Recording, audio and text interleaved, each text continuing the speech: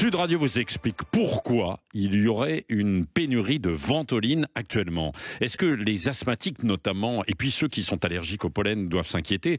Nous sommes avec Fabrice Camailloni, qui est vice-président du syndicat majoritaire des pharmaciens, FSPF. Bonjour. Bonjour. Bonjour, et vous êtes vous-même pharmacien, je crois, dans les Ardennes. Bon, est-ce que, première question déjà, est-ce que vous confirmez cette pénurie-là de ventoline?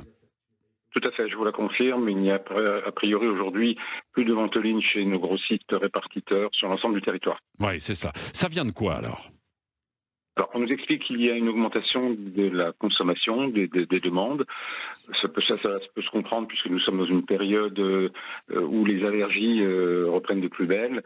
Et lorsqu'on a une allergie au pollen qui se traduit par une symptomatologie respiratoire, très souvent on a besoin, pour évacuer cette gêne respiratoire, d'utiliser des médicaments à base de salbutamol, donc la ventoline. Oui, mais on n'a pas des réserves, des stocks? Alors, on a des stocks, effectivement. C'est ça qui devient incompréhensible parce que, je vous l'ai dit, c'est saisonnier. Donc, chaque année, ça revient. C'est toujours à peu près pareil, le même schéma. On peut expliquer cela aussi qu'il y a une demande maintenant qui est mondialisée, une production qui est mondialisée. Et à partir du moment où chaque pays demande un tout petit peu plus, il est probable qu'avec des stocks en flux tendu, on n'y arrive plus. Oui, et j'ai vu que les fabricants et les grossistes préféreraient vendre à l'étranger parce que la boîte serait plus chère, la ventoline serait plus chère dans certains pays. Alors ça, c'est un phénomène assez général qui ne concerne pas que la ventoline. Ouais. On a un problème en France avec les prix des médicaments qui sont vraiment beaucoup trop bas.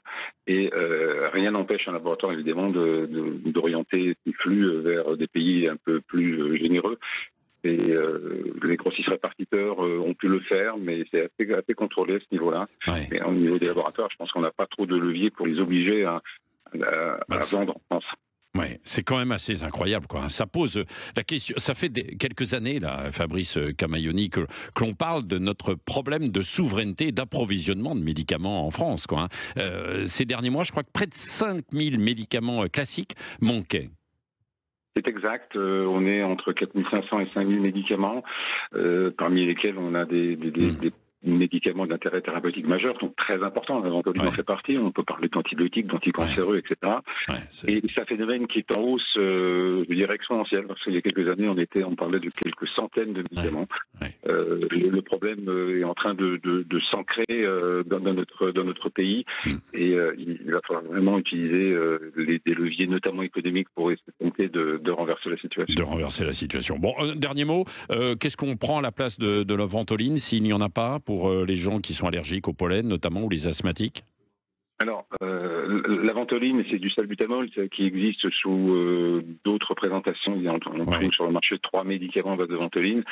Vérification faite, ces 3 présentations sont en rupture, par effet domino. Les 2 autres spécialités sont également en rupture. Ce que l'on fait, c'est que là, les pharmaciens ont le choix de se dépanner entre eux.